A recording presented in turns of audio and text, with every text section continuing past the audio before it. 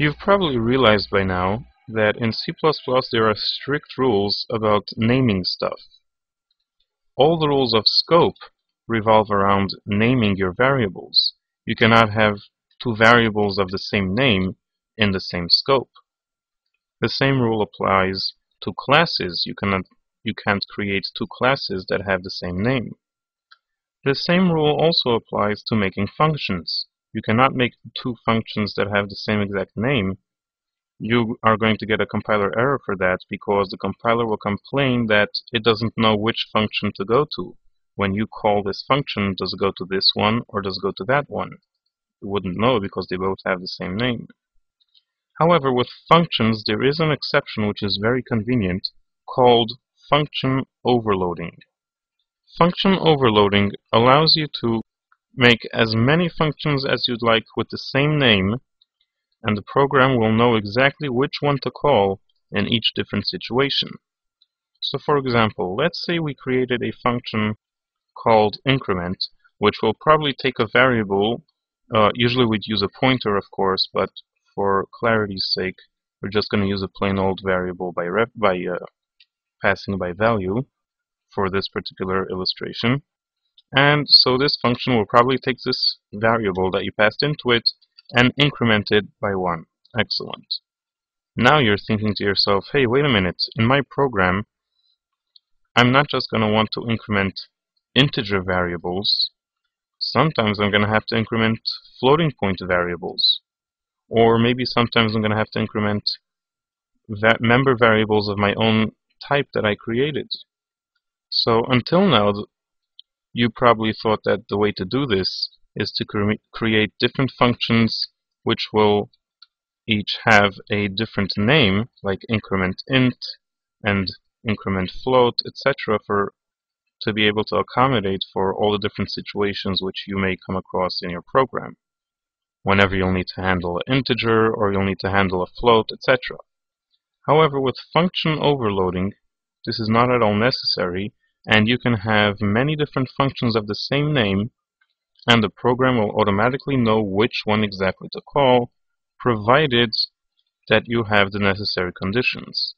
The conditions are pretty simple. All you have to do is change the amount or the types of variables being passed into this function of the same name. So if this function takes in an integer and this one takes in a float, there you go. You made a valid overloaded function right over here. Or if you made this one take an integer and this one take two integers, that is also a good differentiation, and this is a valid overloaded function. So the conditions are that they have to differ in the types, like this one should take int and this one should take float, or the amount. This one should take one variable and this one takes two variables. And once you have that condition, you can make as many functions of the same name as you'd like, and the program will know exactly which one to call at each specific situation in your program.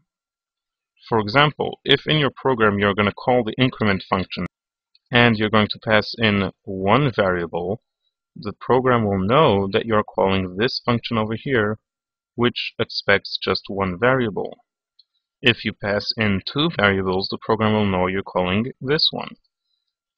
If you're passing in a floating point variable, the program will know that you're not calling this one that has integer or this one that has two integers. You're calling the increment function that takes a float.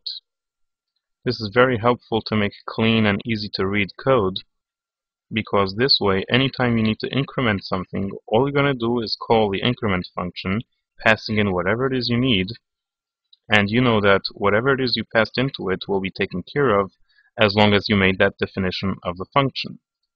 So right now I can pass into this increment function an integer, two integers, a floating point variable, and it's all taken care of. I cannot pass into this function an object of a class ogre or soldier, for example, because I did not yet make a function increment that takes care of that kind of variable, of that kind of object. I'd have to go ahead and define such a function, which may look something like this over here, passing in an object of the class soldier and then accessing its member variables to increment it. And now I could go ahead and pass into this function an object of that class, and it will be taken care of by the function that I made over here. So again, this is a very convenient way to make one clean solution for something that you need to get done. For example, increment some variable by 1, instead of having 15 different function names for integer and float and soldier and whatever else you need to increment.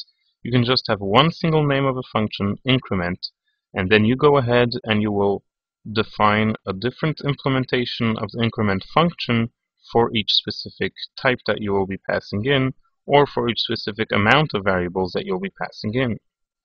In the bodies of these functions, you can do whatever you'd like.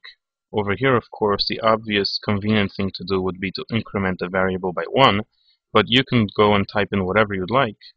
Maybe for some reason, in the increment function that takes 2 integers, maybe you really want to decrement it by 1 using the minus minus operator instead of incrementing it for whatever reason.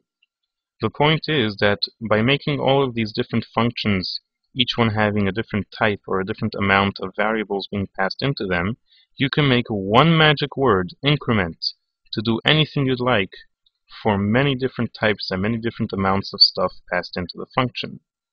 One magic word can have many different implementations of what it does. This is a special functionality available to functions and also to functions that are part of a class.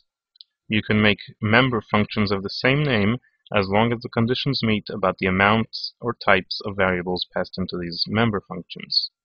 The return type of all of these overloaded functions can be whatever you'd like. It could be void, it can be int, float, whatever you'd like the return type to be. Just keep in mind that the return type is not enough to differentiate between one overloaded function and another one. The only differentiation is in the parameter list, in the stuff that's passed into the function. Over there, you must make sure to have a good differentiation, which, as we said, is either the amount of variables or the types of variables passed into these functions. The return type, again, can be whatever you'd like, but it does not make a difference to make it overloaded or not. So that's pretty much all there is to it. So you can try playing around with this a little bit and feel the power of just saying one magic word which can go ahead and execute any one of many different implementations of this function which you made. And the program will automatically know which one to choose. Oh yeah, and also, a function of the same name that has no parameters is also just as good to differentiate between one overloaded function and another one. And also, of course, passing a pointer is different than passing a variable itself. So that's also a good differentiation between one overloaded function and another one. Same thing is for references, except that with references there's a slight little problem. If you remember, we learned in the last video that when you pass an integer variable into a function that expects an integer reference, then it is convertible. The program will take the integer as a reference. So in such a case, if you make an integer and then you call this overloaded function and you pass in this integer, the program will not know for sure which one it should call. Should it call this function over here that takes the integer? Or should it call this function over here that takes an integer reference and it should convert the integer to be accepted as a reference? Of course, over here I'm using integer, but the same goes for any other type. So do keep in mind that because of this particular issue, when you make an overloaded function that could take either the type itself or a reference to the type itself, that it will compile. This is valid C++ code, but you would only be able to call this overloaded function in situations where it's obvious which function to call. Like in this situation, if you would pass a number itself into the function, then it would know to go to this one, because this is definitely an integer number and it's not at all an integer reference. So be careful around this specific situation. You might want to use pointers instead of references in that case, because with references you will have a problem of ambiguity between two overloaded functions.